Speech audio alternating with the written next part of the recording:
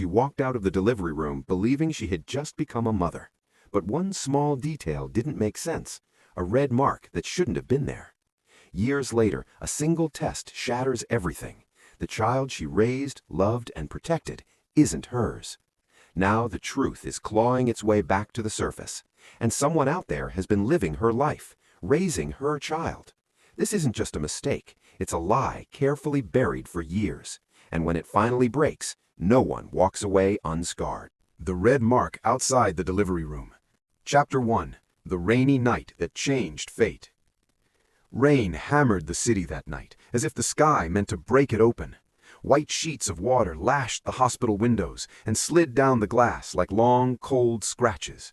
Ha-Vi lay on the gurney with both hands clamped around the rail, her belly twisting with pain, her thoughts dizzy under the harsh white lights and the sharp smell of disinfectant. Outside the delivery room, wheels rattled, nurses called to each other, and doors opened and shut in a rush that made her heart pound harder with every passing second. "Vi, look at me, it's almost over." Tran Quan ran beside the gurney, his shirt soaked through from the rain. He managed to squeeze his wife's hand once before the delivery room doors closed between them. Ha-Vi could not answer. Another wave of pain cut straight across her mind. The pain of labor was not the only thing making her restless. Earlier that same night, in the Ha family home, her older sister Ha Lan had gone into labor too. Two sisters giving birth on the same day was unusual enough. Being brought to the same hospital during the same storm made it feel almost unreal. Since childhood, Ha Lan had always stood one step above her in her mother's eyes, brighter in school, smoother with words, better at softening people. But after Ha-Vi married Tran Quan, a man capable of giving her a calm and dignified life, another light had begun to appear in Ha Lan's eyes. It was not open jealousy, it was more dangerous than that. It was a blade wrapped in silk, soft to the touch, sharp enough to draw blood. Just before being wheeled into the delivery room, Ha-Vi caught a dim glimpse of her sister on another gurney at the far end of the corridor. Her lips were pale, but her gaze was strangely alert. Beside her stood Fung Thing, her husband, a man ground down by one failed business after another, clearly irritated at being dragged out in the middle of the night. Ha Lan did not call his name. The only thing she asked the nurse was, "Is the nursery crowded tonight?" At the time, it had sounded like a meaningless question between contractions. Now, under the merciless lights, the memory came back with such clarity that it sent cold running down Ha-Vi's spine. Her labor lasted longer than expected. She lost a great deal of strength. In brief scraps of consciousness, she heard a doctor say that the baby's heartbeat was stable. Then she heard a newborn cry ring out, clear and thin, and began to cry herself. The first feeling that seized her when she finally saw her child was not the overflowing joy people always described. It was a trembling in her fingertips. A tiny life was placed before her. Reddish skin, sealed eyelids, a small mouth barely opening as if searching for warmth. "A boy," the midwife said softly. "Mother and baby are safe." Tears slipped from the corners of Ha-Vi's eyes. "Please, let me hold him." She only had time to kiss her son's forehead. She was too weak afterward, and they sedated her before pushing her into recovery. Just before her eyes closed, she saw a nurse fasten an ID band around the baby's ankle. The number on the white strip was 0217. She remembered it clearly. Her grandmother had once said that 17 was her mother's lucky number, the date of her birth. Half awake, Ha-Vi smiled and thought that she would remember that moment for the rest of her life. But there was one thing she did not understand. That night, it was not only new life that drew breath. Greed did too. When she woke again, dawn was near. The rain had softened into a thin gray curtain. Tran Quan sat beside her, eyes red from staying up all night. The second he saw her open her eyes, he leaned over and kissed her forehead. "You were so brave." "Where's the baby?" she asked at once. "They just took him for one more check. He's healthy," Quan smiled, though there was strain in it. "Lan also had a boy tonight." Ha-Vi stilled for a beat. "They're both all right?" "Yes," he hesitated. "Only, your sister kept asking to switch rooms. She said the sound of babies crying gave her a headache. The nurses had to calm her down." Ha-Vi was too exhausted to dwell on it. Only when the midwife brought the baby in did her unease return, small at first, like a drop of ink spreading into water. The infant in the bassinet was sleeping, still tiny, still pink, still her son, supposedly. Yet Havi stared at the band around his ankle until her fingers crushed the blanket in her lap. The number was 0221. "That's not it," she said, her voice rough. The midwife blinked. "I'm sorry?" "Last night, my baby's band was 0217. Javi forced herself up on one elbow. "I remember it clearly." "You've just given birth, and you were medicated," the woman replied too quickly. "You may have remembered wrong. It was a busy night. One baby loosened a band while moving around, so we replaced it." Tran Quan put a hand on her shoulder. "Vi, don't push yourself." "I'm not remembering wrong." She looked straight at him. "I know that number." The nurse gave a strained smile, checked the file, and answered, "Mother, Ha-Vi, male infant, 3:17 a.m., 3.2 kilos. Everything matches." Everything matches. The words should have calmed her. Instead, they sank into the deepest part of her and sent a cold ripple across the bottom. At noon, when Tran Quan stepped out to get food, Ha-Vi heard hushed voices in the hallway. The door was not fully closed. Through the narrow gap, she saw Ha Lan leaning against the wall, still pale from childbirth, but with the faintest curve at the corner of her mouth. Beside her stood a middle-aged nurse Ha-Vi had not seen before. Ha Lan's voice was almost no more than breath, but a few broken pieces still reached her. "Just keep quiet. I'll transfer the rest later. No one will know." "You need to be careful," the nurse whispered back. "If this gets out, I lose everything." Ha-Vi tried to sit up, heart hammering painfully in her chest. At that exact moment, a rush of dizziness hit her, and the water glass on the bedside table slipped from her hand and shattered across the floor. The conversation outside stopped at once. By the time a nurse ran in, the hallway was empty. That afternoon, she demanded to see the newborn records. The staff told her she had to wait for the doctor. When the doctor came, he reviewed the file and assured her that every procedure had been carried out properly. No incident had occurred. Band 0217 belonged to another infant who had been transferred during the night. Perhaps she had confused the crying, perhaps the images, perhaps even the number. Everyone had a reasonable explanation ready to deny the instinct of a mother who had just given birth. 3 days later, Ha-Vi left the hospital, carrying a baby in her arms and a question she pushed into the deepest drawer of her heart. That child was named Tran Ja Koi. Ha Lan's son was named Fung Bao Tung. The years flowed by as quickly as rainwater swept into a drain, vanishing before anyone noticed what had been lost. Ha-Vi became a careful, loving mother. She learned how to mix formula, how to soothe a fever, how to remember every vaccination, every sleepless night, every cry from the nursery at midnight. She loved Ja Koi with the kind of love that does not ask for proof. There were moments when she almost convinced herself that she had simply been too weak after delivery, that the band number had truly blurred in her mind, if not for the cracks that kept appearing. Ja Koi grew into a bright, handsome boy, a source of pride for the Tran family and for his grandmother, Mrs. Dew. But the older he got, the more a strange distance seemed to settle between him and Ha-Vi. He was not a bad child, he was simply not drawn toward her. He rarely confided in her. Around Ha Lan, though, he softened without knowing it. Whenever his aunt came by, his face lit up. He could sit for hours listening to her stories. Bao Tung, meanwhile, behaved in exactly the opposite way. Every time Ha-Vi visited Ha Lan's house, Tung would run straight to her, wrap himself around her arm, and chatter about everything: test scores, toy cars, a scrape on his knee, some silly thing that had happened at school. "Auntie likes you more than she likes me," Ha Lan once joked.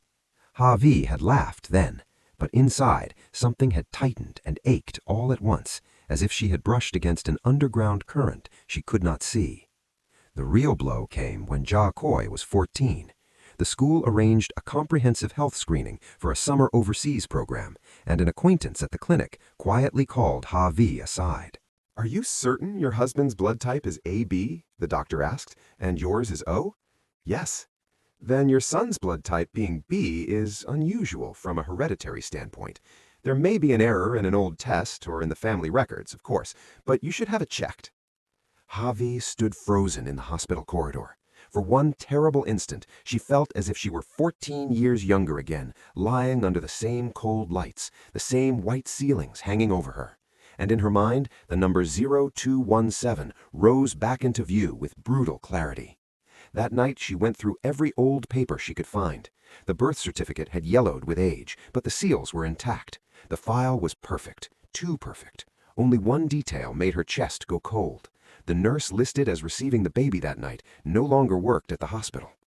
Instinct, buried for 14 years, surged back to the surface like something waterlogged that refused to stay down.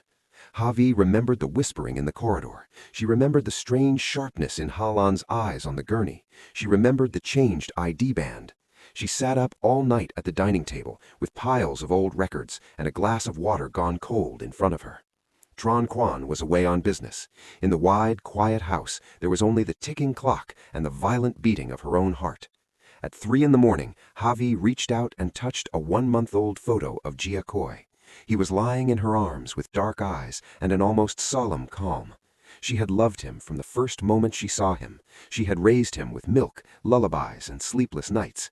If the truth was that he was not her biological son, then what had the last 14 years been? Then another question rose, even more frightening. If Jia Koi was not her child, where was her real son?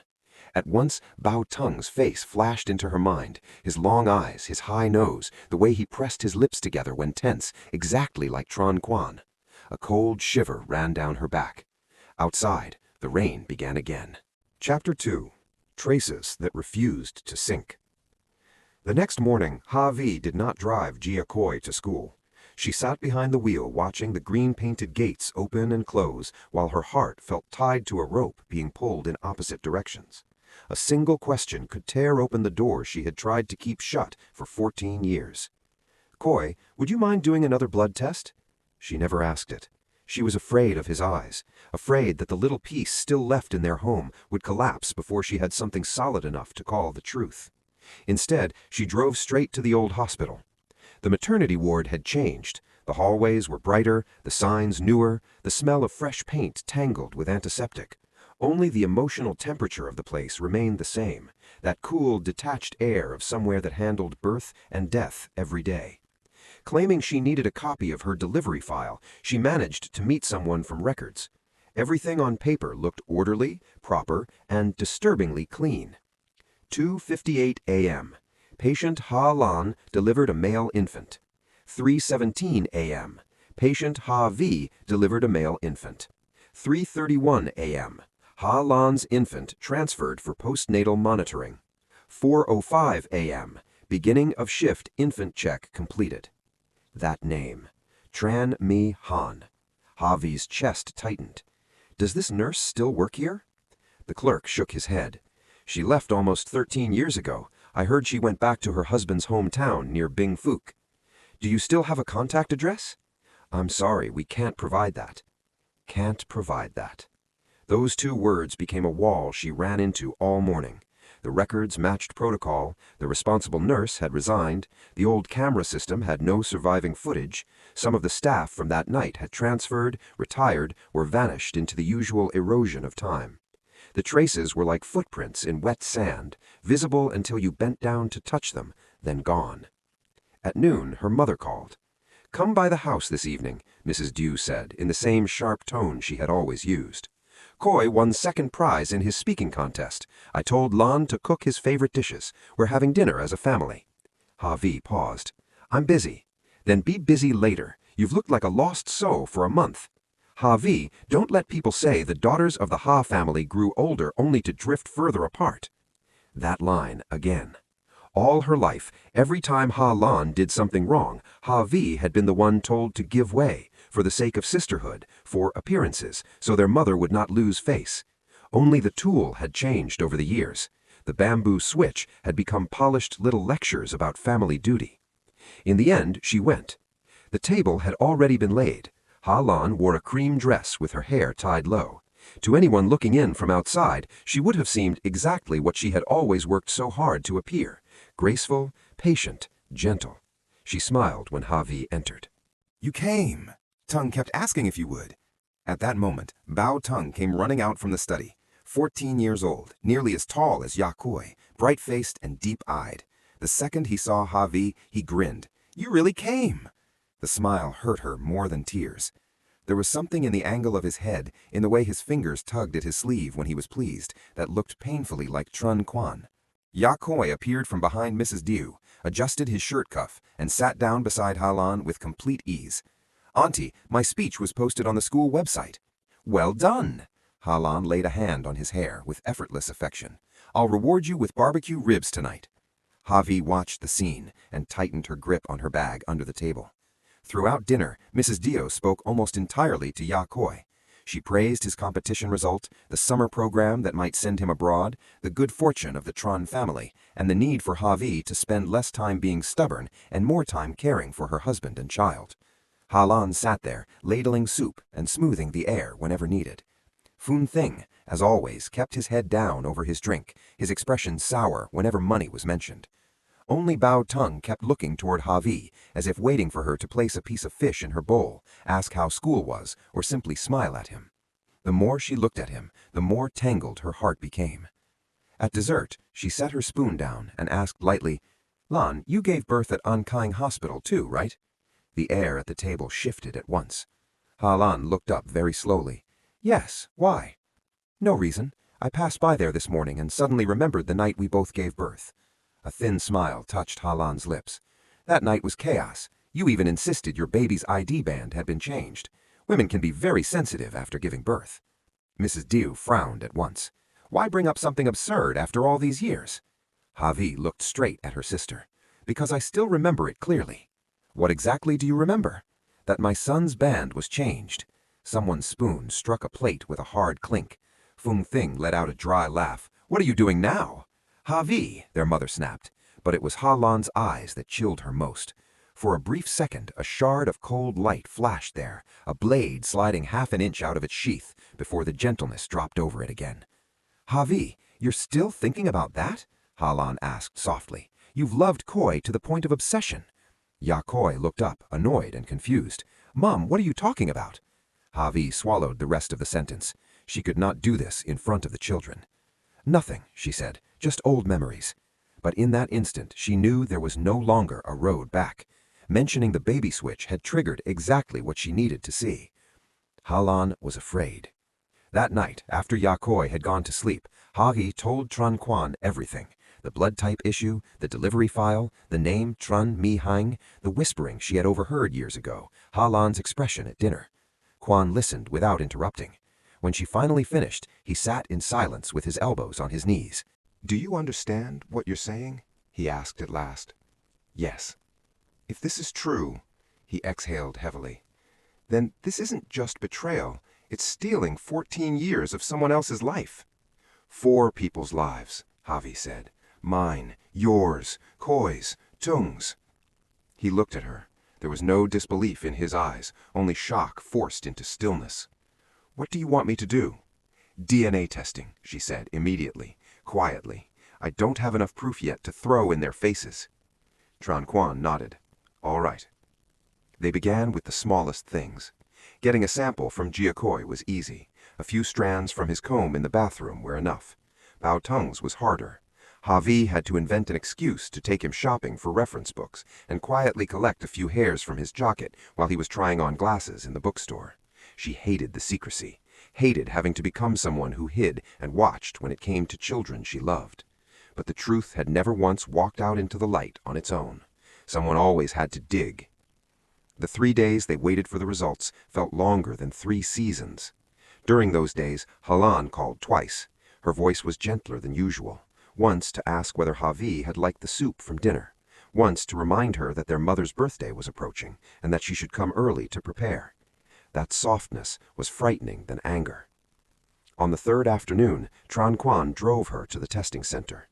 When the envelope was placed on the desk, her hands turned cold. The first page confirmed, with near certainty, a biological father-son relationship between Tran Quan and Bao Tung. The second excluded a biological father-son relationship between Tran Quan and Jiakoi. Havi stared at the black lines of print until sound seemed to drain out of the world. Quan read the pages, went rigid, and then put a trembling hand on her shoulder. Neither of them spoke for a long time. At last, Ha-Vi let out a thin, broken sound that almost resembled a laugh. "It's true," she whispered. Quan tightened his grip. "Vi, I knew for years and still kept lying to myself." Tears slid down her face, but her voice stayed terrifyingly flat. "I held him while he grew up. I soothed his fevers. I remember the first baby tooth he lost. And my real son was in another house, calling someone else mother." "Koi isn't at fault," Quan said quietly. "I know. Neither is Tung. Only Halan."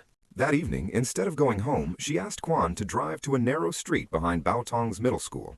The boy was in an after-school team session and came out late.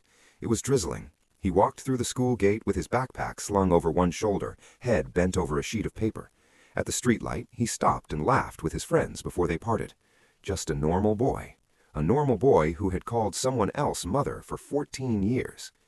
Tears flooded Ha-Vi's eyes. She stayed inside the car, unable to open the door, watching through the misted glass. Baotong stood beneath the awning of a convenience stall, checked his wrist as if for time, then shivered a little in the damp air. The woman at the stall handed him a hot sausage, and he smiled with a quick bow of thanks.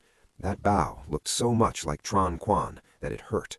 "Do you see it?" Ha-Vi asked, voice shaking. "He looks like you." Quan stared through the windshield, jaw clenched tight. "I do." "Our son," she whispered. That night Ha-Vi did not sleep. She took out everything connected to the delivery 14 years earlier and laid it across the table. Birth records, prenatal notebooks, old phone numbers, the doctor on duty, the infant transfer form, even the memory of a bank transaction of Halan's she had once accidentally seen while borrowing her sister's laptop. Every small piece of the past now felt like broken glass. Only by fitting enough of them together could she hope to see the full face of the truth. Around dawn, Tran Quan said, "I'll hire someone to find Tran Mi Han." Ha-Vi nodded. "There's something else I want to know." "What?"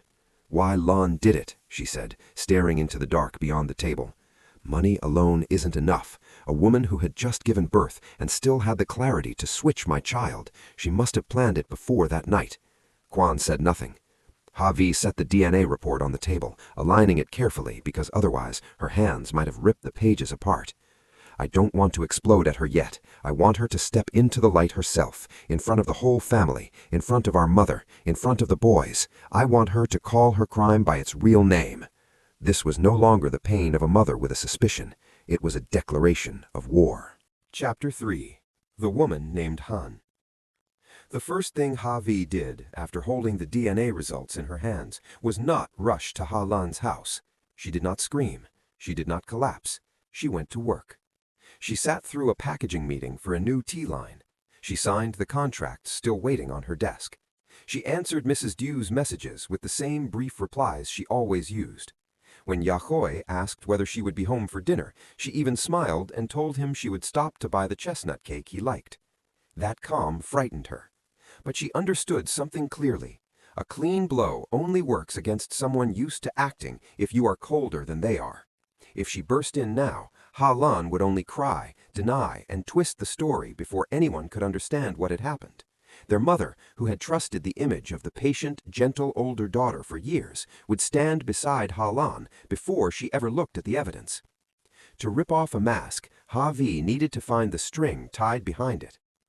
3 days later, Tran Quan received an address through an acquaintance in the insurance trade.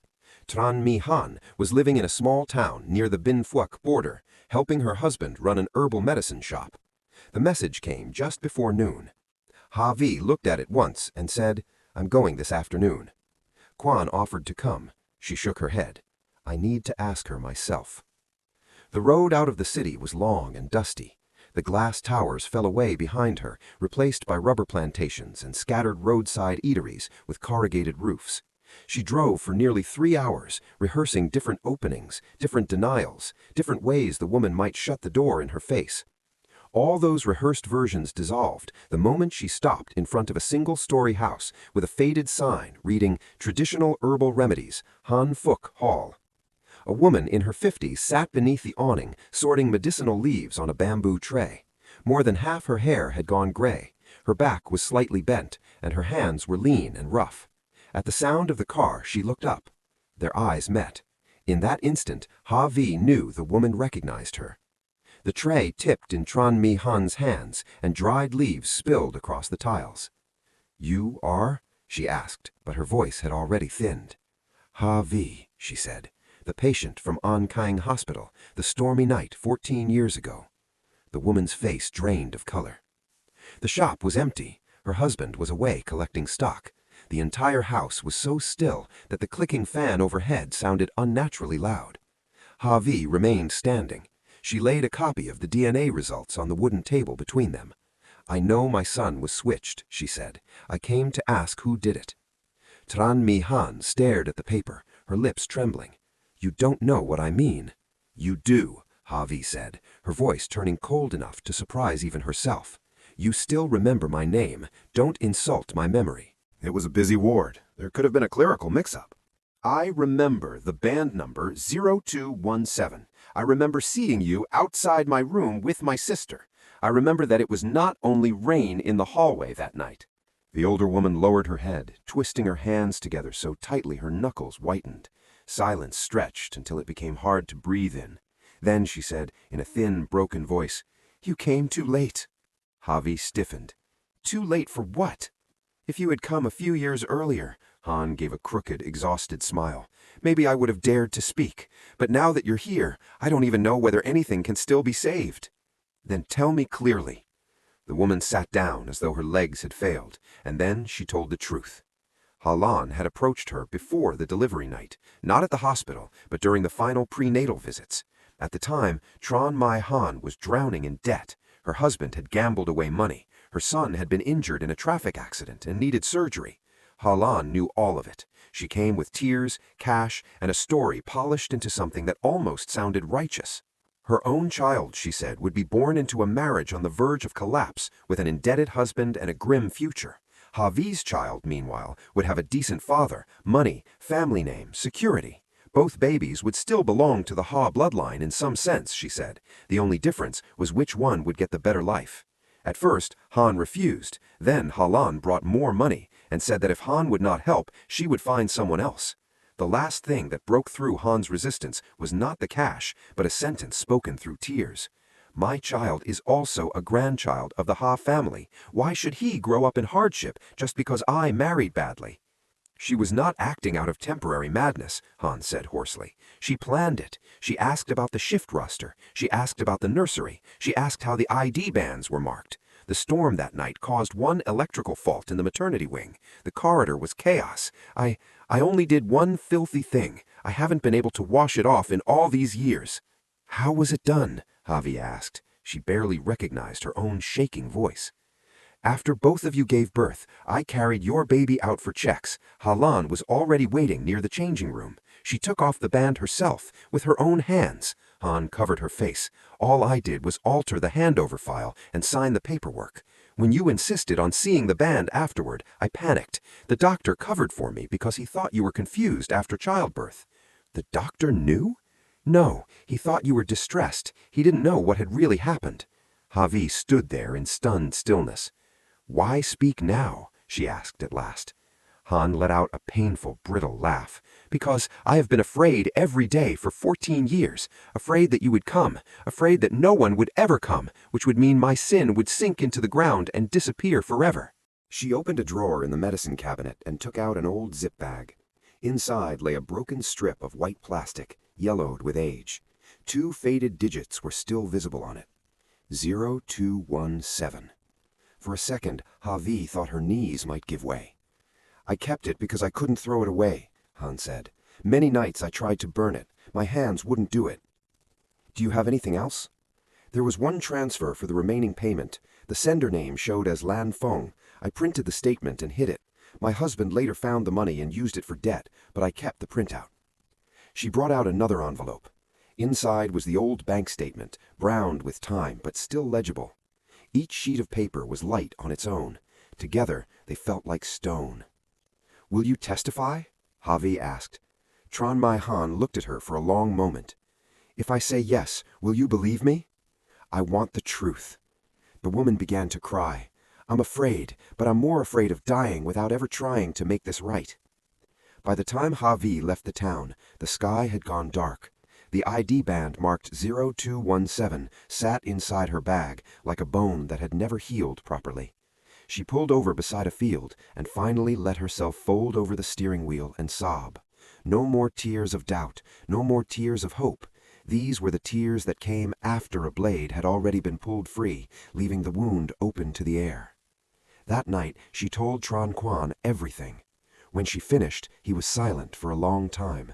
Then he asked, "What are you going to do about Koi?" The room seemed to drop another degree. Jia Koi. The truth was so large it almost erased the most important fact of all. At the center of this disaster were not the adults, but two boys. One had been raised by Havi with all the love in her body, but did not share her blood. The other shared her blood, but had grown up in another house, calling another mother. "I don't know," she admitted, leaning back in exhaustion. "I look at Koi and I love him. I look at Tung and I ache. I don't want to drag either of them around the way people move a package that was delivered to the wrong address." "They have the right to know," said Quan. "Yes, but not yet." She shook her head. "Lan has to pay first. Otherwise, she'll keep bending every truth until nothing has shape." She brought out the 0217 band. He held it lightly, but his face darkened. "I never thought a sister could do something like this to her own flesh and blood." Havi stared at her own hands.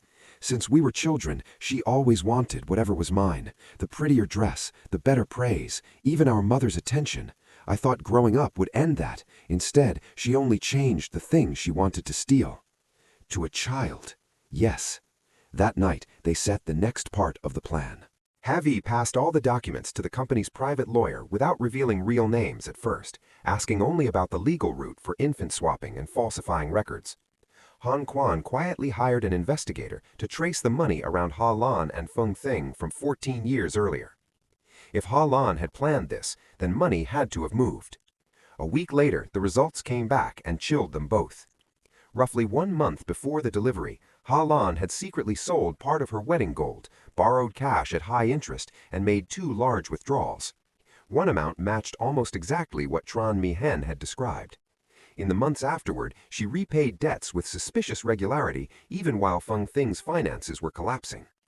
Mrs. Diu had once praised her for knowing how to manage things quietly. Now each payment became another line in a map of intent. There was more. Ha Lan had visited a private clinic 3 times during the final stage of her pregnancy. That clinic had ties to a nurse who knew Tran Mi-hen. The scattered points were becoming a line. And yet, the thing that hurt Havi most came from something far smaller.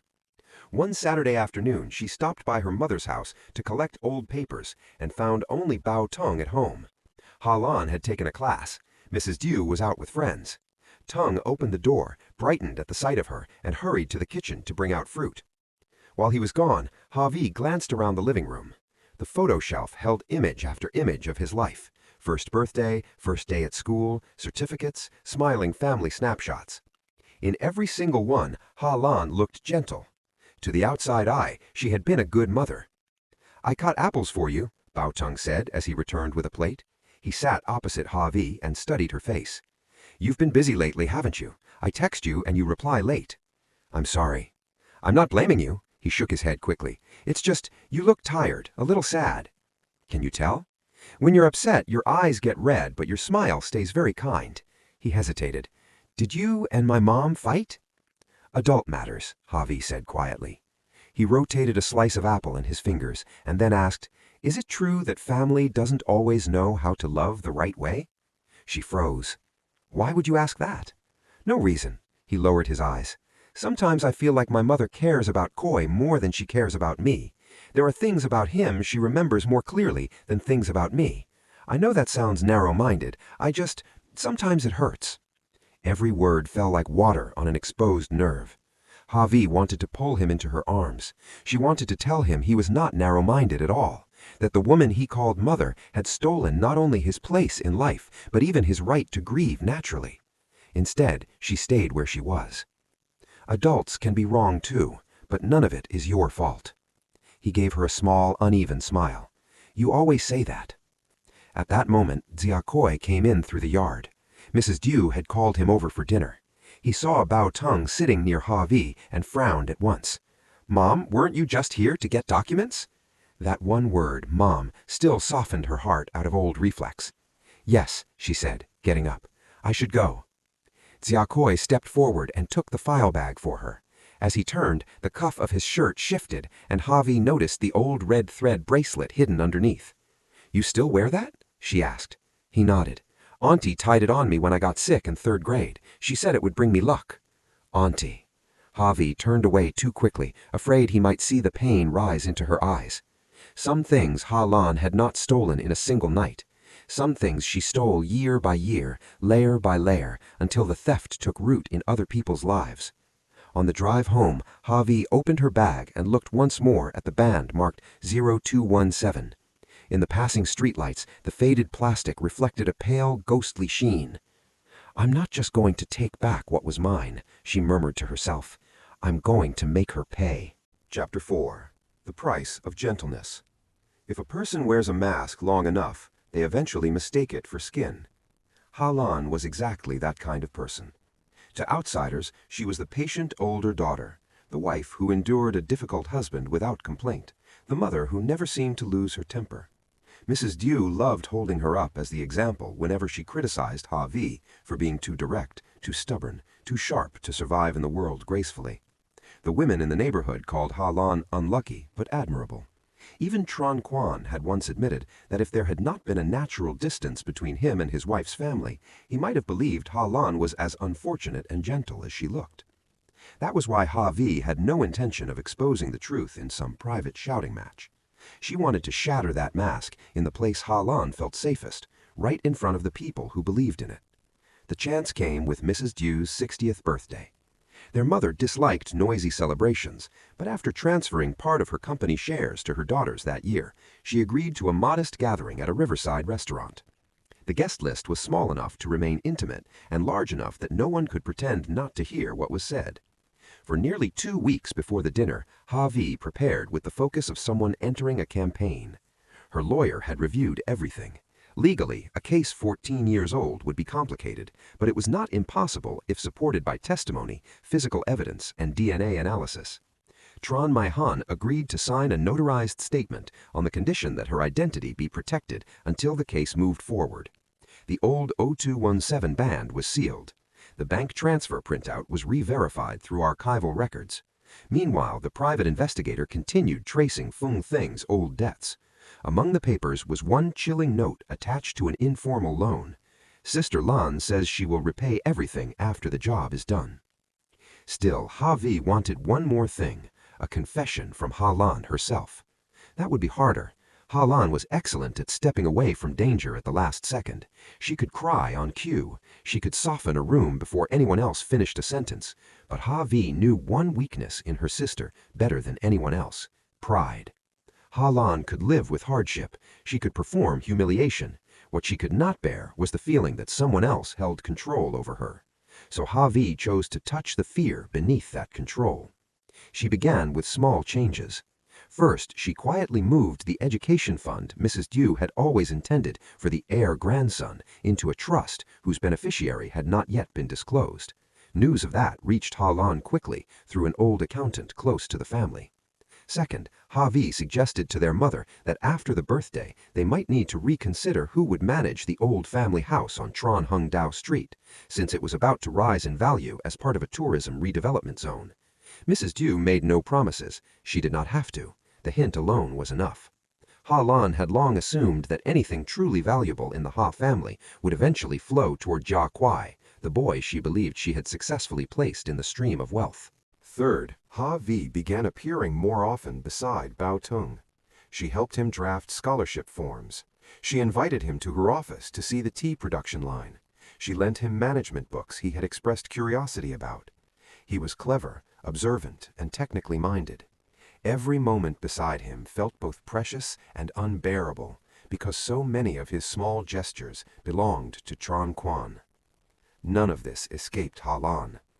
One afternoon in a supermarket, Ha Lan stepped in front of Ha Vi's cart near the dry goods aisle. Her makeup was as soft as always. Her eyes were colder than stone. "You've become very close with Tung lately," she said lightly. Ha-Vi set a box of tea into the cart. He's my nephew. Only your nephew? Ha-Vi looked up. What are you trying to say? Ha-Lan smiled and tapped the cart handle with one finger. I'm just reminding you of something. Some things, once buried, should stay buried. Digging them up doesn't just dirty your own hands. The threat was quiet. The rage it stirred in Ha-Vi was not. She smiled back even more gently. If what's buried is a body, sooner or later it starts to smell. The curve in Ha-Lan's mouth hardened. For the first time in years, there was no thin layer of politeness left between them. They stood beneath supermarket lights in a bright public aisle, and each could see the truth in the other's eyes. That night, Ha-Lan called close to 11. Ha-Vi switched speakerphone and placed the phone on the table so Tron Quan could hear. What exactly do you want? Ha-Lan asked at once. I don't understand the question. Don't pretend. You think I can't see your little games? What games? There was silence on the line, and then Ha-Lan's voice dropped lower and sharper. Why are you getting close with Tung? The question made Tron Quan's jaw tighten. Ha-Vi kept her tone smooth. He's my nephew. Why shouldn't I care about him? You care too much. Ha-Lan took a breath. Don't push things to the point where the children are the ones hurt most. Ha-Vi looked up at the light above the table. So you do understand children can be hurt. The other end went still. I'm listening, Ha-Vi said slowly. What did you do on that rainy night 14 years ago? Frozen silence. Then Ha-Lan laughed, a dry, clipped sound with no gentleness left in it. So you finally said it. Answer me. Answer you so you can record me? Ha-Lan sneered. V, you're still naive. You think knowing half the truth means you've won? Then what's the other half? Ha-Lan's voice dropped. The other half is that even if you know, you still can't truly get anything back. Your son? Are you going to bring him home the way people move a potted plant from one window to another? And what about Jiakoi? He has called you mother for 14 years. Are you going to look him in the eye and say, sorry, you were the wrong child? If you have the courage, go ahead. Every vein in Ha-Vi's body seemed to hum with anger. So you admit it. I admit nothing. Ha-Lan pulled her voice softer again. I'm only telling you that life does not operate according to your neat ideas of justice. Some things are wrong, yes, but once they've happened, the wiser person stays quiet. Quiet so you can keep living on someone else's life? Quiet so mother doesn't die of shame. Ha-Lan's voice sharpened suddenly. Quiet so the boys don't break apart. Quiet so the Ha family doesn't become a joke. Ha-Vi gave a brittle laugh. You're still the same. You do the filthiest thing in the room and then wear family as a robe over it. What about you? Ha-Lan shot back. You think you're pure? If you hadn't married Tron Quan, if the good life hadn't kept landing in your lap, do you think I would have had to go that far? The sentence dropped like a blade. Tron Quan rose half out of his chair, but Ha-Vi stopped him with one hand. So that's it, she asked quietly. You switched the babies because you envied me. For a second there was only breathing on the line. Then Ha-Lan gave a short, bitter laugh. I switched them because I wanted my son to live the better life. I switched them because every good thing in this world seemed to belong to you. The nice husband, the rich house, the easy future. And what did I get? A useless man, debt, humiliation. Mother always said I was the eldest, that I had to endure, to carry, to give in. But when it came time to hand out the sweetest share, it still went to you. I couldn't accept it. Ha-Vi looked at Tron Quan. He had started recording from the first minute of the call. Did it ever occur to you, she asked, that your miserable life was not something I stole from you, but something you chose? The breathing at the other end turned rough. Then Ha-Lan hung up. The room fell silent. Only the saved recording icon glowed on the phone screen. Quan bent toward his wife. That's enough. Ha-Vi nodded, but her eyes stayed distant. Not yet. What's left? I want Mother to hear it from Lan's own mouth, not from a recording. I want her to stop calling that woman gentle and reasonable for the rest of her life. Mrs. Dew's birthday arrived on Saturday night. The restaurant by the river was arranged with restrained elegance, white flowers, low candles, beige tablecloths. Beyond the glass wall, the river caught the reflection of the bridge lights. Mrs. Dew wore a jade-colored ao dai and moved among the guests with rare satisfaction. Ha-Lan came early and managed every detail, The cake, the table cards, the seating, the old friends of their mother. She looked beautiful in the exact traditional, soft-edged way people trusted most. Giakoi stood beside his grandmother, greeting guests in a crisp white shirt. Bao Tung arrived a little later, still damp from school activities, apologizing breathlessly as soon as he came in. Mrs. Dew did not treat him poorly, but the light in her eyes was never the same light she reserved for Giakoi. Havi sat near the end of the main table. Inside her bag were the DNA reports, the 0217 band, Tran Mi Han's notarized statement, and the phone containing the recording. The evening began with ordinary toasts. Old friends recalled youthful years. Former business partners of her late father raised glasses in his memory. The atmosphere grew warm enough that everyone relaxed. Then, while standing near the birthday cake, Mrs. Dew thanked the guests and turned toward her daughters. "I'm old now," she said. "The thing that comforts me most is that you two still have each other. We lost your father long ago, but as long as sisters stand for one another, nothing in this family can truly fall." The words landed in Havi like cold metal. She stood up. "I'd like to say something." Every head turned toward her. Mrs. Dew looked surprised, but nodded. "Go ahead." Havi held her glass but did not drink. She looked from her mother to her sister, from Giakoi to Bao Tung, and spoke in a clear, unraised voice. "I meant to wait longer, but some things grow poisonous the longer they are left untouched. Tonight, in front of family and the people who respected my father, I don't want to stay silent anymore." Halan straightened in her chair. The smile on her face began to stiffen. 14 years ago, Havi said, on the night my sister and I gave birth at Anheim Hospital, my son was switched. The restaurant went soundless. Even the clink of cutlery stopped. Mrs. Dew's face blanched. "What are you saying?" "Vi," Halan snapped, rising so quickly her chair scraped back. But Havi had already taken the envelopes from her bag and laid them on the table before her mother. "This is the DNA result showing that Bao Tung is biologically Tran Quan's son. This result excludes a biological relationship between Tran Quan and Giakoi. This is the ID band my son wore when he was born, and this is the notarized statement of Tran Mi Han, the nurse on duty that night." Mrs. Dew's hands shook as she opened the papers. Feng Thing leaned in with widening eyes. Giakoi stood motionless, white-faced. Bao Tung clearly did not yet understand everything, but his gaze moved frantically from one adult to another. "You've lost your mind!" Halan shouted. Her voice cracked open, stripped of every trace of softness. "Then explain them," Havi said. "Explain what? Meaningless test papers. Why did you tell me on the phone that you switched the babies because you wanted your son to have the better life?" Havi Kahin. Halan's face changed. "I recorded it," Havi said. "Would you like me to play it for everyone?" A murmur passed through the room. Mrs. Dew's old friends looked at one another, too stunned to interfere. Mrs. Dew grabbed Halan's wrist. "Lan, speak, tell me." Halan looked at her mother, then around the room, as if there might still be some route of escape. But every escape had been blocked by her own lies long before this night. Her lips trembled. "I didn't." "Can you look at Tung and Koi and say you didn't?" Havi asked. No one moved. Giakoi turned toward Halan. "Auntie, say something." That word, auntie, did what accusation had not. It struck directly at the center of the mask. Halan closed her eyes for a second. When she opened them, almost all the gentleness was gone. What remained was a tired, twisted face of someone cornered by the truth she had outrun for years. "Yes," she said hoarsely, "I switched them." Mrs. Diel made a strangled sound.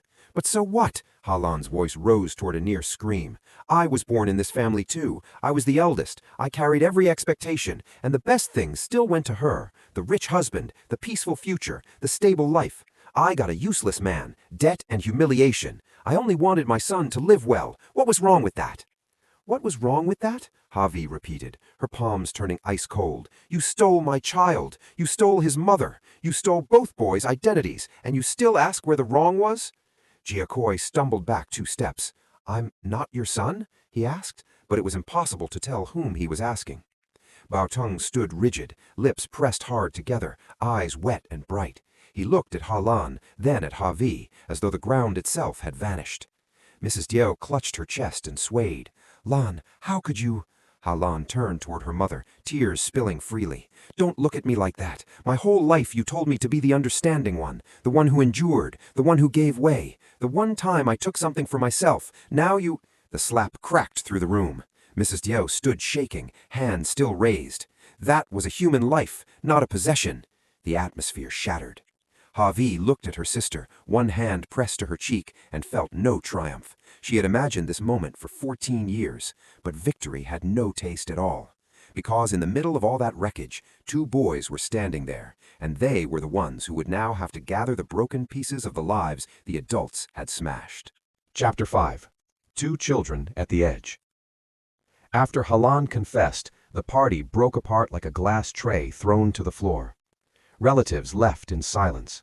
Half-formed birthday wishes turned into heavy nods and lowered eyes. Mrs. Diu had to be helped into a private room because her blood pressure had spiked. Feng Thing cursed and tried to drag his wife away by the arm, but Halan jerked free and dropped into a chair, hair in disarray, tears and makeup smeared together. Havi had never seen her look so stripped and ugly in front of others. Only Havi and Jakoi remained where they were. One turned to stare at the woman he had called mother for 14 years.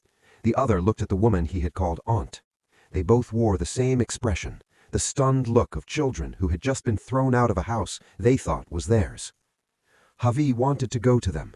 She wanted to gather both boys into her arms at once, but she knew she had no right to make their shock into another stage for adult emotion. "Koi," she started. He stepped back at once. "Don't call me that right now." His voice had gone rough and unsteady. I don't know what I'm supposed to call you anymore." The words cut slowly, like a dull blade. Havi nodded once. "All right." Bao Tung bit his lip so hard it turned white. "Then, whose son am I?" No one could answer immediately. At last, Tran Quan stepped closer, stopping half a pace away so he would not frighten the boy. "You are my son," he said, voice deep and strained, "and Havi's. But you do not have to accept that tonight." Bao Tung stared at him with rapidly reddening eyes. "Then who is my mother?" That question was no longer about biology. It was the question of a child who had just learned that the woman who had fed him, scolded him, cared for him, and tucked him into bed for 14 years was also the person who had stolen him away. Blood answered one part of the truth. The rest was an injury no document could repair. Halan broke into sobs. "Tung, Please don't." He stepped back. "I need space." That quiet composure frightened Havi more than crying would have. Some children shouted when hurt, some went still. Bao Tung belonged to the second kind. That night, Jakoi refused to go home with Havi. He said he would stay with his grandmother. Mrs. Diu did not stop him. She sat on the guest bed, hand over her chest, looking suddenly 10 years older than she had that morning. When she took Havi's hand, there was no command left in her voice. "I'm sorry," she said quietly. "I didn't see it." Havi closed her eyes. She was too exhausted to be kind. "You didn't see it because you never wanted to." Mrs. Diu began to cry. "I thought Lon had suffered more, so I kept making up for it. I thought being soft-spoken meant she had a good heart. None of that fixes anything now," Havi said. "It was not cruel. It was simply true." Tran Quan drove her home close to midnight. The house was silent. Jakoi had not returned, but traces of him filled the rooms. Football shoes by the door, a dictionary left open on the sofa, his school jacket hanging over the back of a chair. Havi stood in the middle of the living room and finally broke. She sank to the floor and cried. Quan knelt and held her. "Let it out." "I feel cruel," she choked out. "I brought the truth out, but I'm also the one who hurt Koi." "The one who hurt him is the person who switched the children," Quan said, "not you." "But I'm the one who cut the wound open." "The wound was already there," he replied softly. "Today we just finally saw it." The next morning, Havi took leave from work. She and Quan met the lawyer and filed the formal complaint against Halan and Tran Mi Hein. As for Hein, the lawyer recommended treating her as a direct participant who had cooperated and confessed. As for Halan, there was enough to begin a serious case. Havi signed the papers without her hand shaking. What shook her far more was the question of what came next for the boys. Mrs. Diu wanted Bao Tung moved into Havi's home immediately. Blood should go back where it belongs, she said. Tran Quan rejected the idea at once. Havi did too. She understood with painful clarity that neither child could be handled like a misplaced object. I don't want anyone dragging Tung somewhere else again, she said. He has to choose. So does Koi. Mrs. Dew stared at her, then bowed her head. For once, she did not argue. The next 3 days were the darkest the Ha family had ever known. Hui Kai shut himself inside his room at his grandmother's house. He would not answer Ha Vi's calls and barely let Tran Quan speak to him either. He talked only to Mrs. Dew and his homeroom teacher. On the 3rd evening, Ha Vi finally received a text. It was just one line. I need time. Please don't come. Mom. He still called her Mom. Only one word, but she read it so many times that the screen blurred with tears. Bao Tung, meanwhile, asked for 2 days away from school. After that, he sent Ha Vi a message even shorter than Koi's. Can I see you? They met at a small tea shop behind Ha Vi's office, somewhere quiet and mostly unknown to the family. Tung arrived early in a gray t-shirt, dark circles under his eyes from lack of sleep.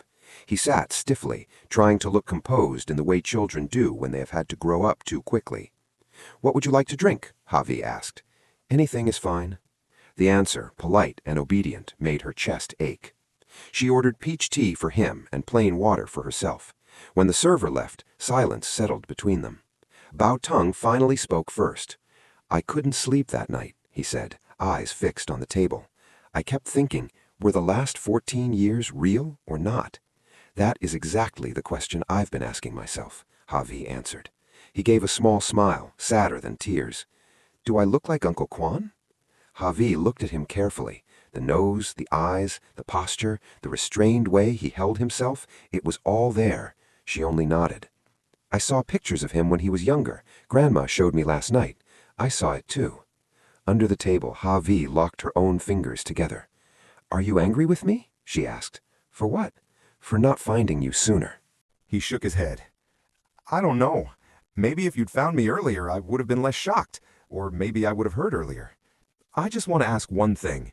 If there had never been a switch, would you still have loved me? The question left her unable to speak for a moment. Yes, she said at last. You are my son. Even without all of this, I would have loved you. And Koi? There was a brief pause. I would still love him too. Even if he isn't your biological child? Yes. So, being a mother isn't only about blood? He asked, as if trying to untie a knot inside himself. Ha Vi looked at the boy sitting across from her and knew she could not afford a careless answer. Being a mother is not only about blood, she said slowly, but blood is also a truth that should never have been stolen. I love Koi because I raised him. I ache because I lost my biological son for 14 years. Those two things can exist together. One does not erase the other. Bao Tung sat very still for a long while, then nodded. His eyes were red, but he did not cry. I think I understand. When the tea had gone lukewarm, he said one more thing. I still don't know what to call you, but I want to be near you a little more. That single sentence was enough to force Ha Vi to bite down against tears. You don't have to force any name, she said. We can go one step at a time. He nodded. Okay. Instead of driving him home immediately, she took him for a slow walk along the lakeside road. They talked about his math test, the management book he had been reading, the fact that he actually preferred mechanical engineering over business. The conversation was ordinary, almost too ordinary to matter. To Ha Vi, it mattered more than any rushed form of closeness. She did not want to snatch love back as if claiming property. She wanted to rebuild it with truth and patience. Ya Koi chose a different road. A week later, he came home to collect some things.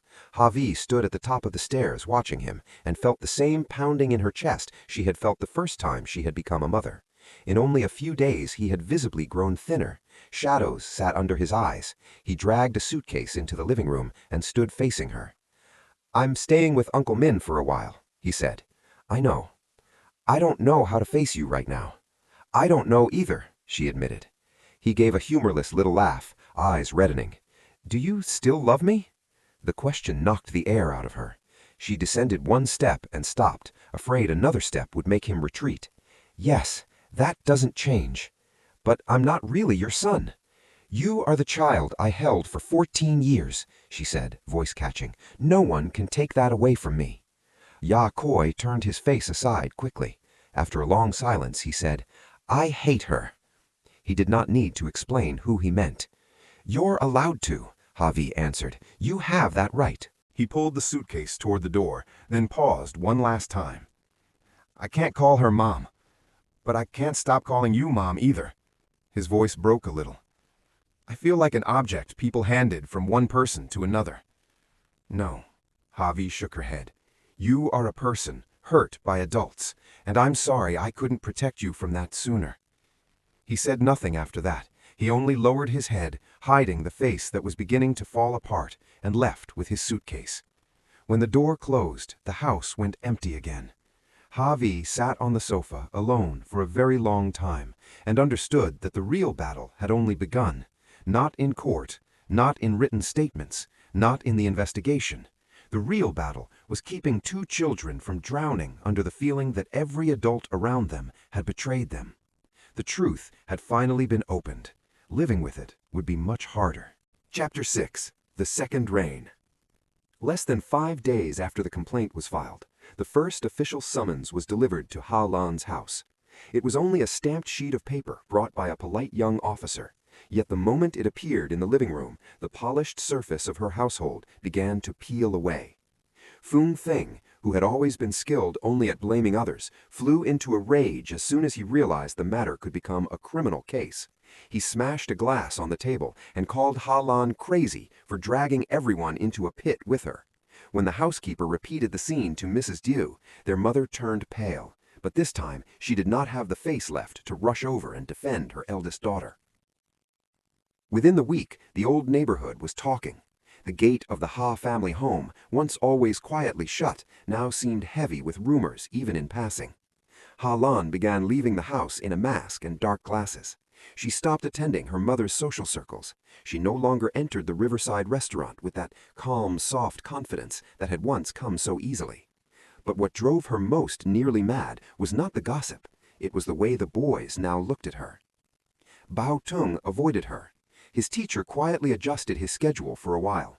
Some days after school, he sat in Ha Vi's office doing homework. Other days he went to Uncle Min's place to shoot hoops with Ya Hoi. The two boys were still separated by a kind of invisible glass, not hostile, but not yet easy either. They did not suddenly become brothers in the sentimental way people liked to imagine. But both of them understood one crucial thing. The other was not the enemy. Ya Hoi, meanwhile, almost cut Ha Lan off completely. When she called, he let the phone ring out. When she sent messages, "Please forgive me, you are the one I loved most, everyone is forcing me," he did not answer. The more silent he became, the more unstable Ha Lan grew. So she changed tactics. One rainy afternoon, after Ya Hoi's extra class, an unfamiliar number appeared on his phone. It was Ha Lan. "Ya Hoi, don't hang up," she said quickly, as if speaking from somewhere she was hiding. "I only need 1 minute." He stood beneath the school awning, fingers tightening around the phone. "I'm busy." "Do you know why your biological mother chose now to bring this out? Because she was afraid the assets would stay with you. From the beginning, all she wanted was to push you out of the Tron house. Tung is the one she wants in your place." Ya Hoi said nothing. "Think," Ha Lan pressed. "If she really loved you, why did she expose this on your grandma's birthday in front of everyone? Because she wanted to cut off your way back. She wanted to shame you until you left on your own." Rain slanted beyond the edge of the roof, splashing onto his shoes. He remembered that night, the way everyone had looked at him, the way his identity had seemed to tear open in public. The pain of that memory was real enough that Ha Lan's poison found somewhere to settle. "I don't believe you anymore," he said. "You don't have to believe everything," she replied, dropping her voice into that old practiced softness. "Just remember one thing. I'm the person who raised you, who taught you how to tie your shoes, who stayed up with you when you had that fever in 3rd grade, who bought your first suit. Those 14 years were real. The other woman may care for you, but deep down she will always regret that you aren't her blood." The words slid straight into the most tender place in him. "I don't want to hear this. Koi, help me." Her voice shook. "They're trying to send me to prison. If you tell Grandma I never meant harm, that I took good care of you, maybe everything will change. You're the only one who can still help me." Jakoi ended the call, but the thorns she planted stayed in him. That evening he went to see Ha Vi. The kitchen still smelled of soup. Ha Vi was cutting fruit when he walked in. He did not circle around the subject. Did you reveal everything at Grandma's birthday because you wanted me to feel like I didn't belong? The knife stopped in the middle of slicing a pear. Why are you asking me that? Because I want the truth. She set the knife down. I did it because I wanted Ha-Lan to have no room left to deny anything, and because I wanted your grandmother to see her clearly. If that hurt you, I'm sorry, but I never wanted to drive you out of this house. He held her gaze for a long time. Am I the thing you regret most? The question tightened her throat almost shut. No, she said. What I regret most is letting you grow up inside a lie. Not you. Never you. He pressed his lips together. But I'm not your blood. Do you want me to lie to make you feel better? She asked gently. Yes, blood matters, because the truth was stolen. I lost my biological son for 14 years, and that pain is real. But my love for you is real too. They don't cancel each other out. His shoulders began to shake despite his effort to hold still. I hate how everyone expects me to understand. Javi stepped a little closer, but still did not touch him. Then don't understand yet. Just know this. Wherever you choose to be for now, the door here stays open. He inhaled sharply, wiped at his eyes, and turned away. Before he went upstairs, he said in a low voice, I won't lie for her. That was the only answer Ha-Lan would ever get from him. But Ha-Lan was not done. After Jakoi refused her, she turned to Bao Tung. One afternoon, when Mrs. Diu was out, she entered her son's room and sat on the edge of his bed the way she had on ordinary nights before. Her eyes were red, her voice softened into pleading. Tung, I know you're angry, but no one in this world has loved you more than I have. He was doing homework. His pen stopped. What do you want to say? Do you remember when you had pneumonia at 10? I slept sitting up by your bed for 3 nights. When you failed to make the district team, I was the one who bought cake to comfort you. She reached for his shoulder. He leaned away. She pulled her hand back and spoke faster. Do all those things disappear because of one mistake? He remained silent. That was the worst part. If he had forgotten, it might hurt less, but he remembered.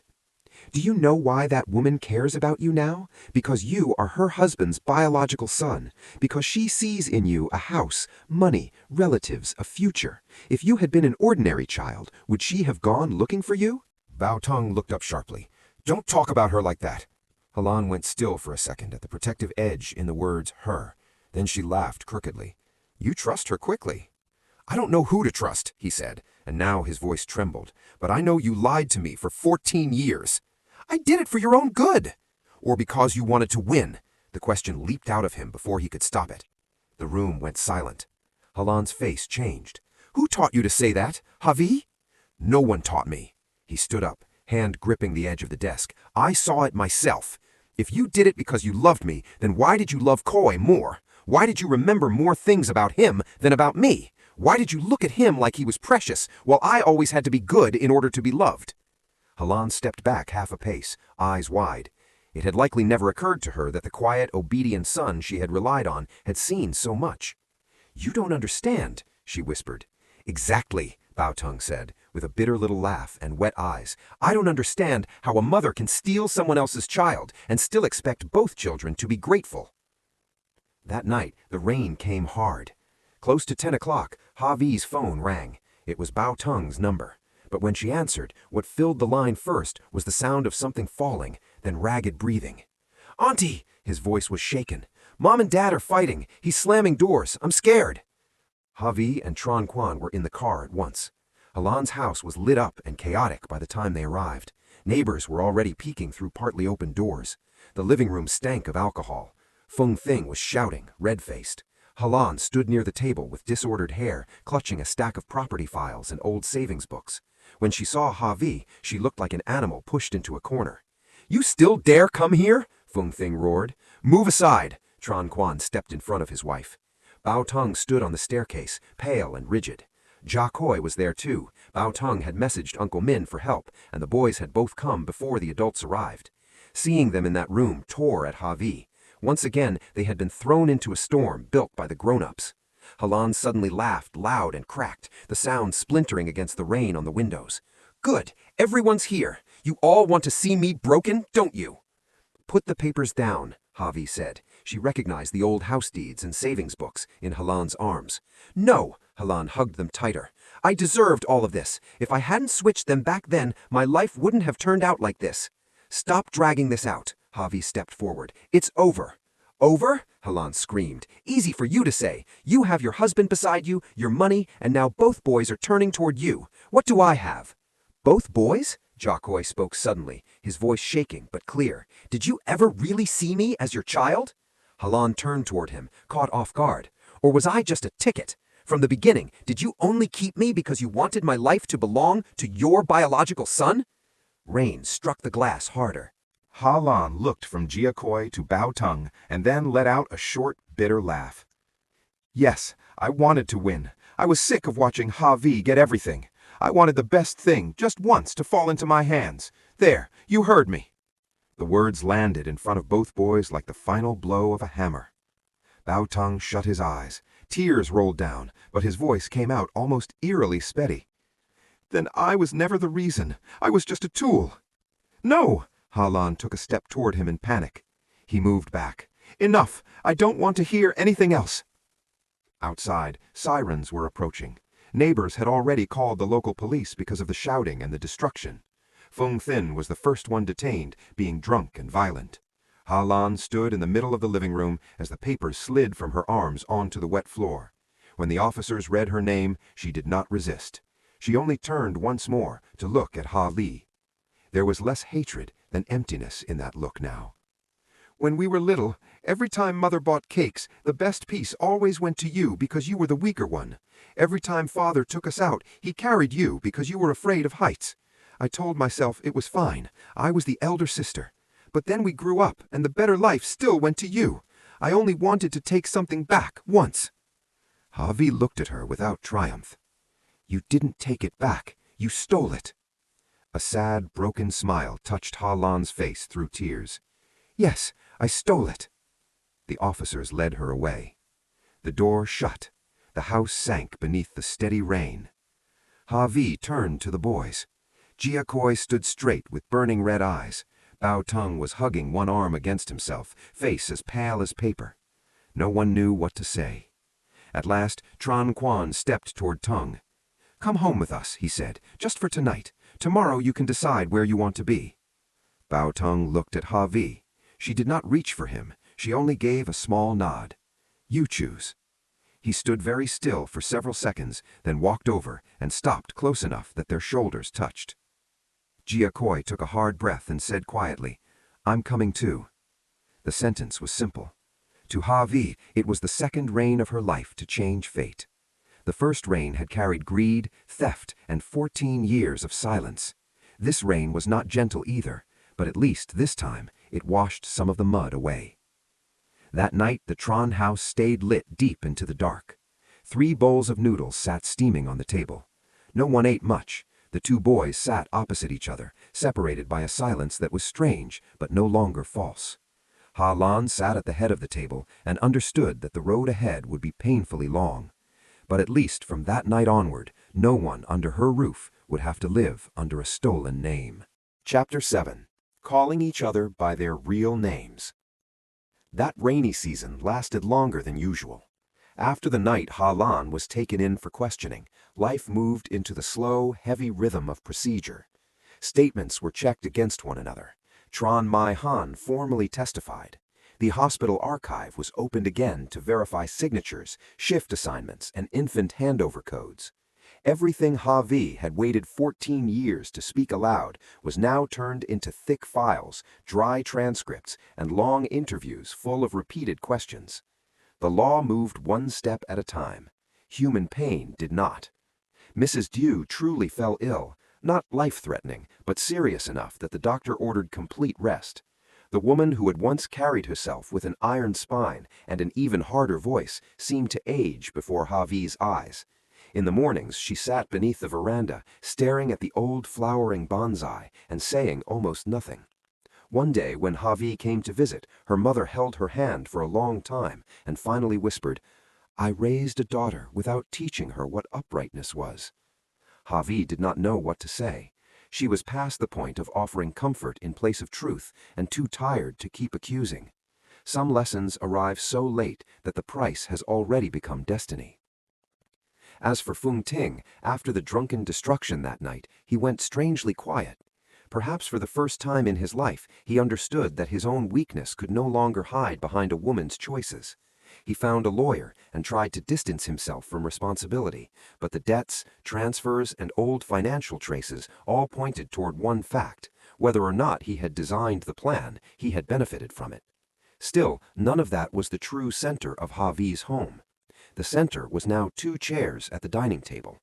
In the first days after the storm, Bao Tung stayed temporarily with Havi and Tran Quan. Not officially, not all at once. Uncle Min and one of the housemaids brought his clothes over a little at a time. The Tran home became a strange place, filled with the footsteps of a child who should have felt unfamiliar, and yet whose smallest gestures pierced Havi with recognition. Tung still called her auntie and called Tran Quan uncle.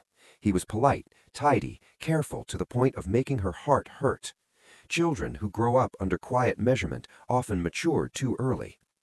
Jia Koi, after spending some time with Uncle Min, began returning in stages, first to collect books, then for dinner. Then, one night, because the road flooded, he stayed in his old room again. He came back little by little, without declaration and without drama. Havi did not force anything. She was learning that after a shock like this, family could not be repaired by one perfect speech. It had to be stitched back together through many ordinary days. The first breakfast with all 4 of them felt almost awkward in its stillness. Bao Tung held a newspaper he clearly was not reading. Havi put eggs into both boys' bowls. Jia Koi murmured a soft thank you. Bao Tung hesitated a second longer, then thanked her too. 2 simple words, and yet Havi had to turn away to drink water so they would not see her eyes fill. After breakfast, Jia Koi picked up his backpack by the door. Out of habit, Havi reached to straighten his collar. Her fingers stopped halfway, afraid he might flinch. He did not. He stood still until she smoothed the crease down, then asked abruptly, "Are you driving Tung too?" That one word, Mom, fell lightly, like dust, but it was enough to soften something deep in her chest. "Yes," she answered, "if you don't mind." He shook his head. "I don't." From then on, the school car held both boys. Sometimes they spoke a few sentences about assignments. Sometimes they stayed silent the whole way. But they had begun existing together in a space where nothing was being hidden from them. That alone was progress. One evening near the end of the month, Bao Tung knocked on the door of Havi's study. "Can I come in?" "Yes." He stepped inside holding a photocopy of the temporary household registration documents. His eyes stayed on the edge of the paper. "I want to ask something." Havi set down her pen. "Ask." "Will I have to change my name later?" he said. "I mean, my family name." The question sounded administrative. It was not.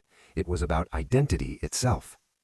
Havi let the silence sit for a few seconds before answering. "You have the right to choose. You can keep Fung if you want, or you can change to Tran. No one will force you." He looked up. "If I keep it, will that make you sad?" "No." She gave him a small smile. "A name is what people call you. What matters more is how you see yourself." Bao Tung lowered his eyes again. "I think I want to stay Bao Tung for now, but I also want the middle name you would have given me if you had won." The word "you would have given me" shook in the air, and then came the quieter, more fragile shift within it. "Mother." It was barely audible, almost a trial version of the word, but it reached her all the same. Havi went still. She was suddenly afraid that if she moved too quickly, the moment would shatter. "I had planned to name you Tran Min Tung," she said softly. "Min was the syllable your father chose. He said he wanted you to grow up clear-minded and never have to bow your head to what was hidden." Bao Tung bit his lip. "Then I want to be Tran Min Tung, but at school and on the old papers, Bao Tung can stay for a while. I'm not ready for everyone's questions yet." "All right," Havi nodded through rising tears. "We'll do this step by step." He nodded too. Then, after a moment of hesitation, he crossed the room and embraced her. It was not the fierce, instinctive hug of a small child. It was careful, testing, the kind of embrace that asks whether trust can really rest on another person's shoulder. Havi wrapped her arms around him slowly and rested her chin against his hair. The faint scent of shampoo and sunlight still clinging to him made her eyes burn. "Hello, Mom," he said in a tiny voice, as if trying the shape of it. Havi closed her eyes. "Hello, my son." If Bao Tung came toward her with caution, Jia Kui came by way of a much more complicated circle. He was home again. He ate with them, went to school, returned on time, but a veil of sadness remained around him like fog that never fully lifted. He studied even harder than before, as if slowing down for a second might cost him everything. Havi could see another fear beneath the discipline. He was afraid of being replaced.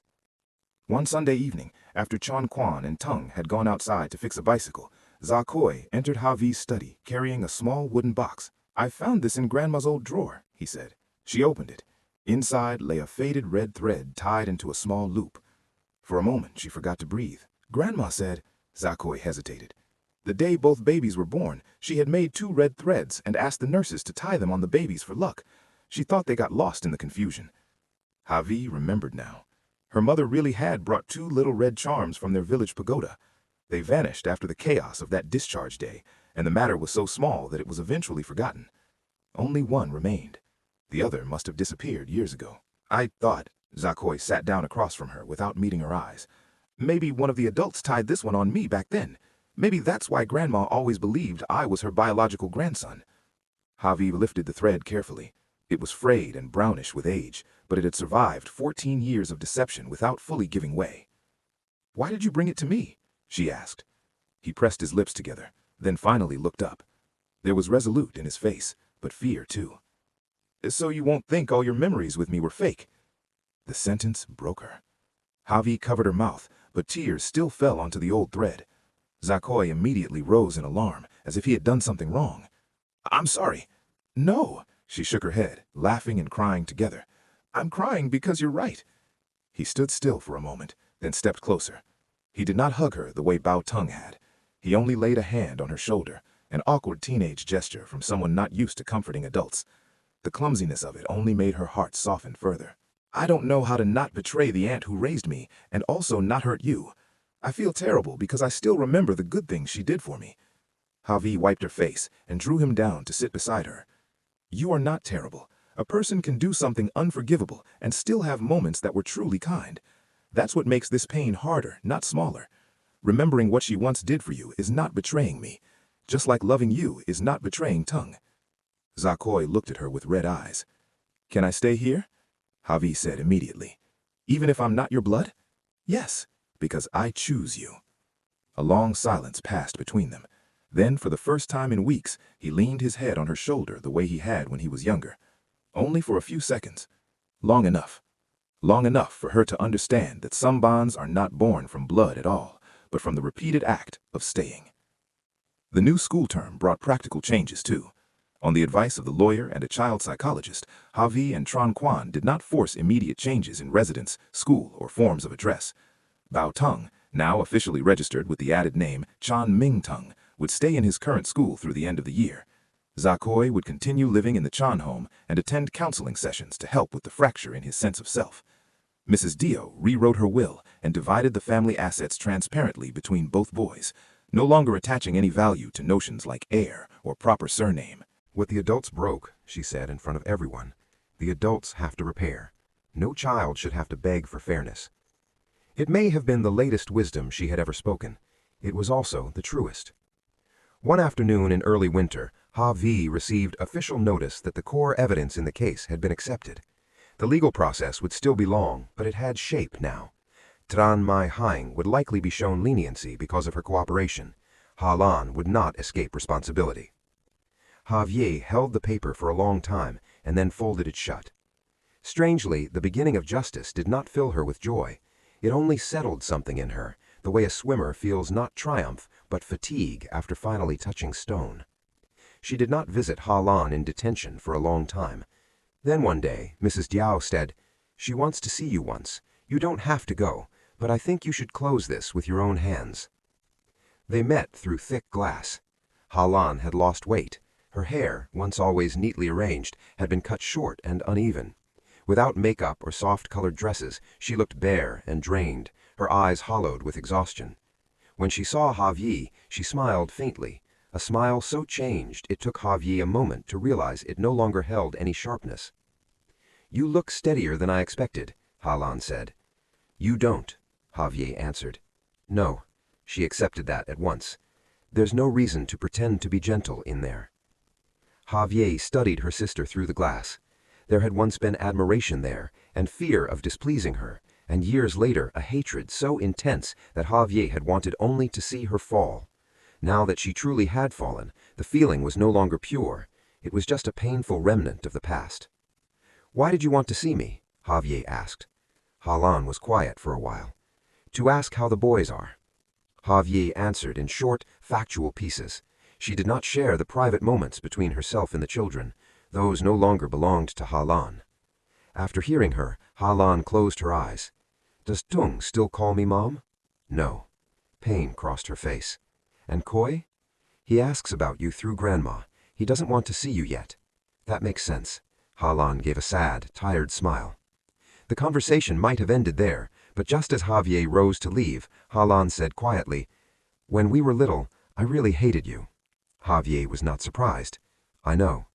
"No, you don't know all of it." Halan lifted her gaze through the glass.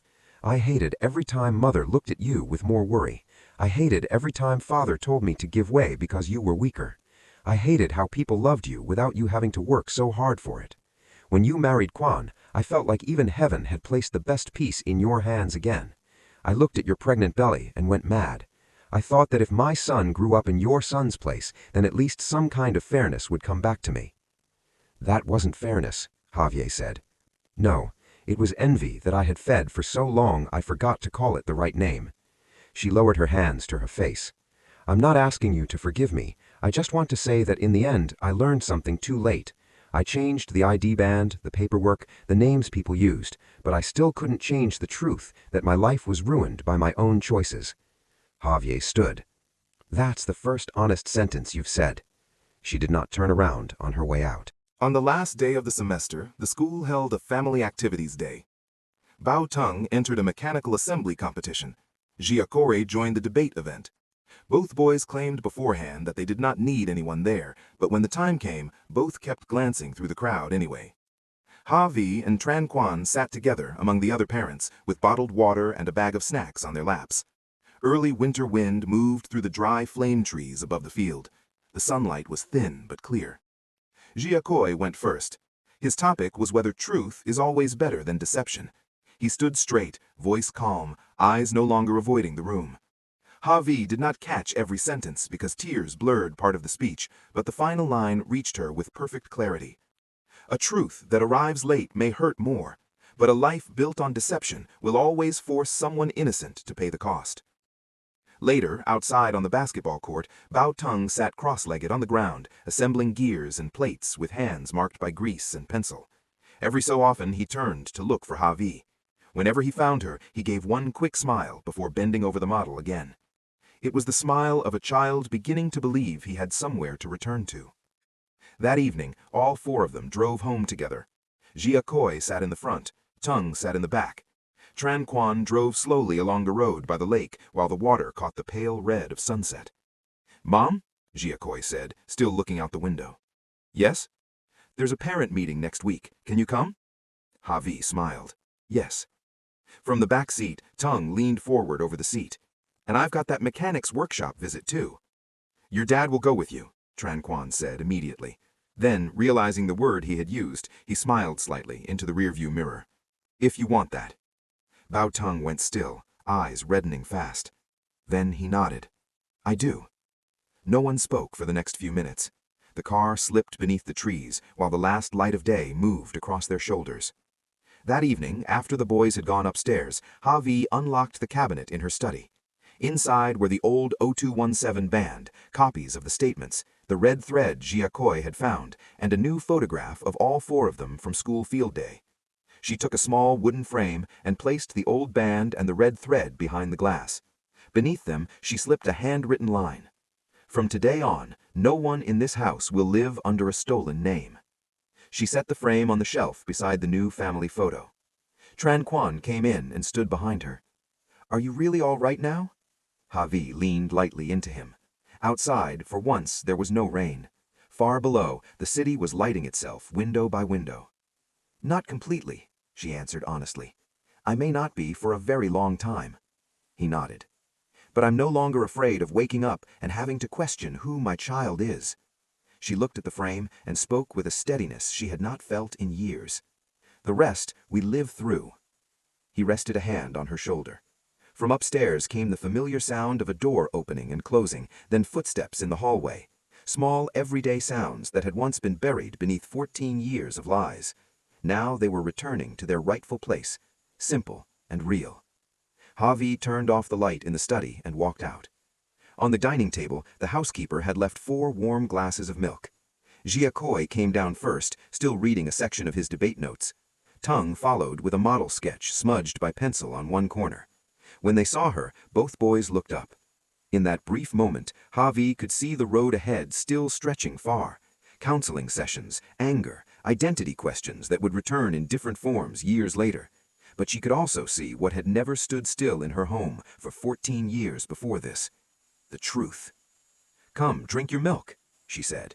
"Yes, Mom," Tung answered first, still a little shy. Giacoy did not say anything. He simply pulled out the chair beside her and sat in his usual place. No grand speech was needed. Some families are made by blood. Some families are kept alive by choice. Javi's family would now have to live by both.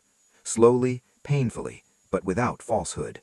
And that, in the end, was the true beginning. Hey there! If you enjoy our audio content, don't forget to hit that like button and share this video with your friends. Most importantly, click subscribe and ring the bell to stay updated with everything Zuzu Audio.